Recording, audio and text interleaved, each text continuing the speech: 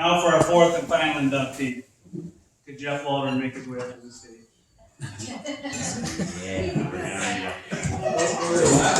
I gotta admit, I was a little surprised, but completely honored when Dick Fafaya asked me to present for him. There's a lot of people in this world I consider my friends. I'm not sure how many of them consider me their friend. So I really value Coach Fafaya's friendship, and I was completely honored to hear that he values mine enough to ask me to present for him tonight. So here we go. Although Dick Fafaya was a team captain, won first team honors on the CNYCL All-Star team, his mark on this Fulton wrestling program is not made on the mat, but in the many years that would follow. Dick was one of the founding fathers of this Fulton Wrestling Club.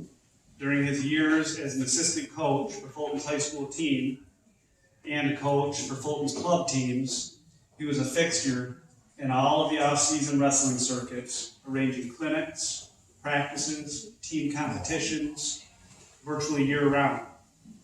Dick was involved in the creation of the Oswego County Holiday Tournament, which is now known as the Ken Haynes Memorial Tournament. Served as the executive director of the New York State Wrestling Coaches Association from 2002 to 2011, and was one of the New York Wrestling Association for Youth founding board members. He led the campaign and raised the funds to build the wrestling room at the high school so the team no longer had to move desks in and out of classrooms and roll out mats every day for practice. Coach Fafaya took the task of creating highlight videos, creating match and tournament programs, award-winning posters every year as well. He was a founding board member of this Fulton Wrestling Hall of Fame.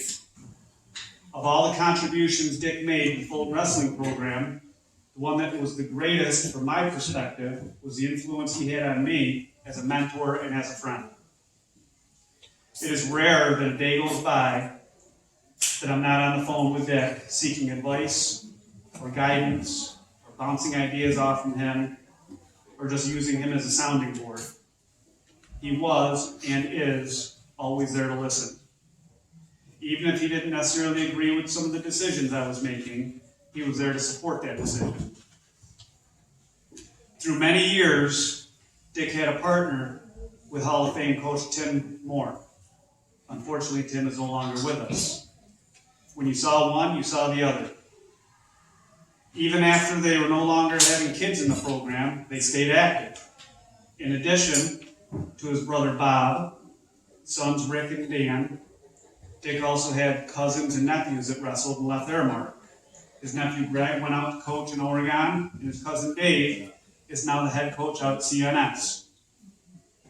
Dick Fafaya's love and involvement for this sport is largely responsible for what Fulton wrestling is today. Thank you, Dick.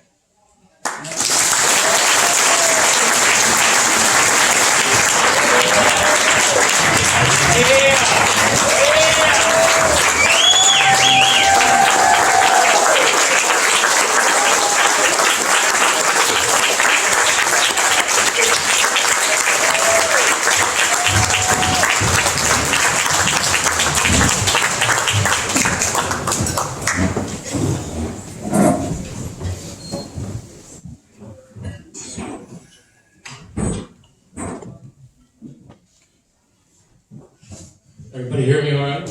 Yeah. Yep. That was something. Thank you, Jeff, for those very kind words. First tonight, I want to recognize my classmates. Jerry Jacobson, Jeff Merritt, Chad Shelton. All three were sectional champs and state place winners, and all three were team captains who led their teams to championships. I'm truly honored to be in the company of these great Fulton wrestlers.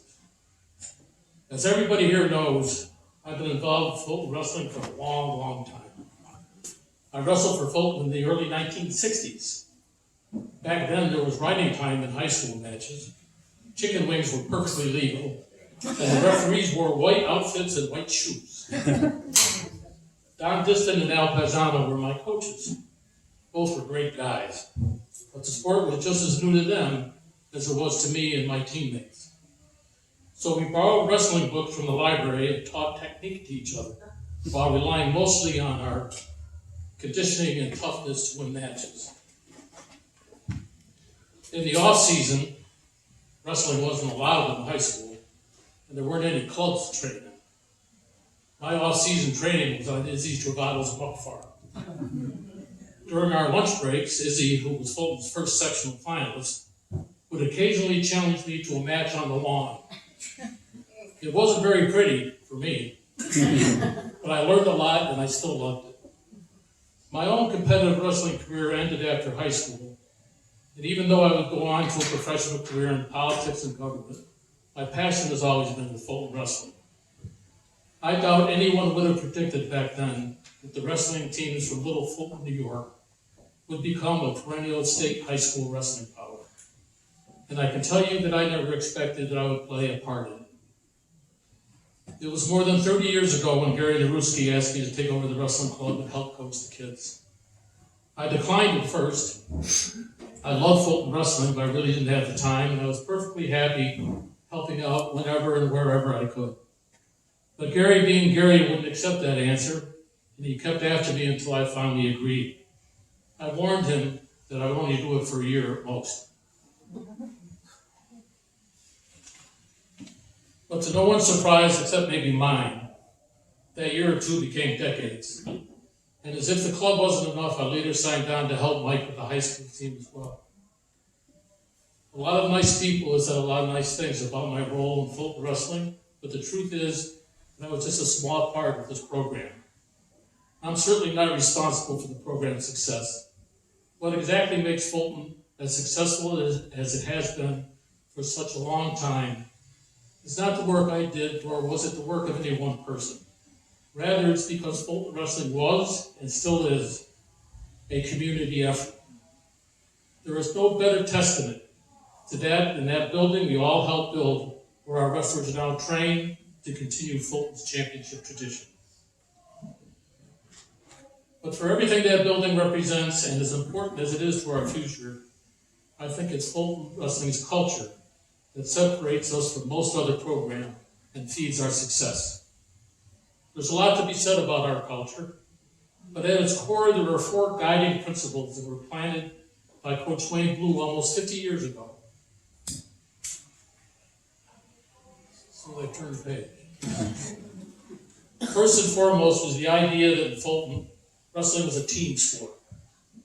The pursuit of team titles attracted not just the gifted athlete, but also the not-so-gifted athlete who was unlikely to win an individual title but could help win team titles. That filled the room with kids and created an atmosphere in which everyone was welcome and everyone mattered. As a result, our history is filled with great individual champions and a bunch of unlikely heroes who as individuals never saw the top of the podium, but as team members made all those state and sectional championships possible. Second was the notion that if we outworked everybody, we could beat everybody. That old sports adage that hard work beats talent and talent doesn't work hard became the program's mantra. Third was making Fulton wrestling special in the community, in our schools, and in the eyes of those future wrestlers still in elementary school. And fourth was the idea that in Fulton, wrestling was more than a high school sport, it was a way of life. We all know kids who became better because they experienced Fulton wrestling. We understand the transformative effect Fulton wrestling can have on a kid. For me personally, the greatest compliment of all is when the former wrestler who says Fulton wrestling changed his life. I believe that is a real inspiration for our dedication to Fulton wrestling. We've come a long way since the 1960s. Our accomplishments on the mat are unmatched.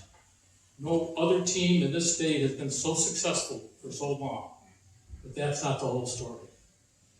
Our alumni are fiercely loyal to Fulton wrestling and give back like no other program anywhere. They built that building we're so proud of, and let's admit that when we drive by this place right here, the home of Fulton wrestling, we can't help but feel a little tug in our hearts when we see our flag flying alongside the flags of great collegiate and professional sports teams.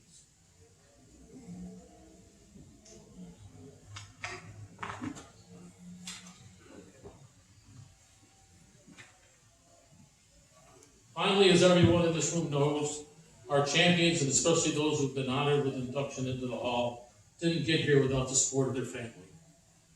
The demands of wrestling, particularly folk wrestling, take a heavy toll on those you love.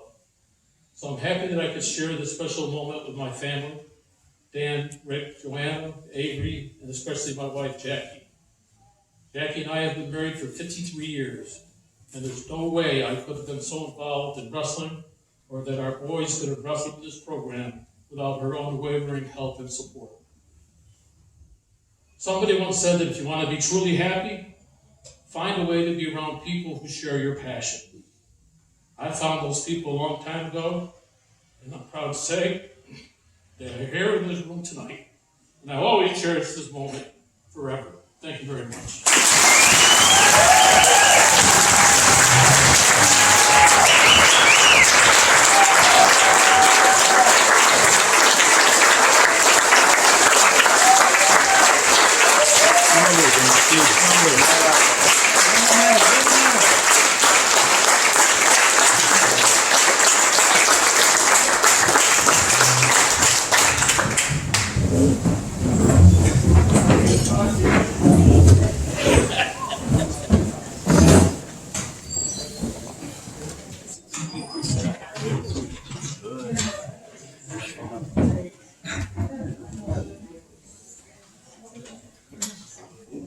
All right, all I have left written out is my closing remarks.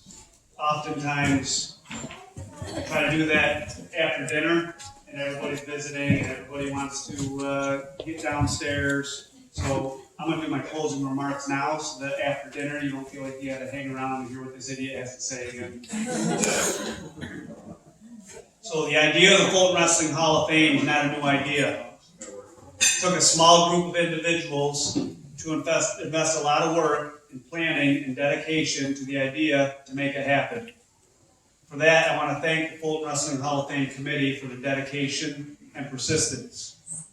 About 6 years ago, we started planning for this, and we chose the first Hall of Fame class. The question came up as to whether 4 inductees were too many. There was a concern as to whether or not we would run out of deserving candidates. We proceeded to put together an all-inclusive list of state place finishers, section and class tournament champions, contributors to our state championship teams, wrestlers with over 100 varsity wins, and people with great influence over this program. That list currently contains over 200 names and continues to grow every year. With that being said, I'd like to formally announce next year's Fulton Wrestling Hall of Fame class, 2023. First inductee, he's here tonight, 3-time Section 3 finalist, 2-time Section 3 champion, 2-time Class A champion, and Class A Most Outstanding Wrestler, Josh LeBay.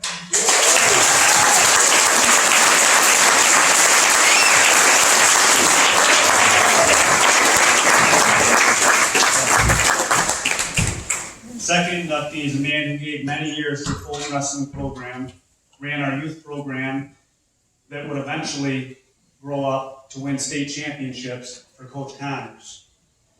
That's youth coach Joe Tormina.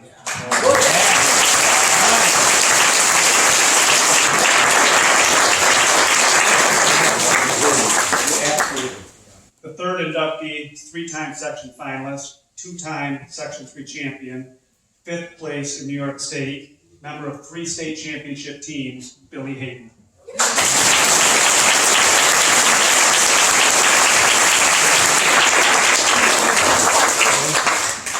Our fourth and final inductee is also a 3-time section finalist, 2-time Section 3 champion, 149 varsity wins, Christopher Ely.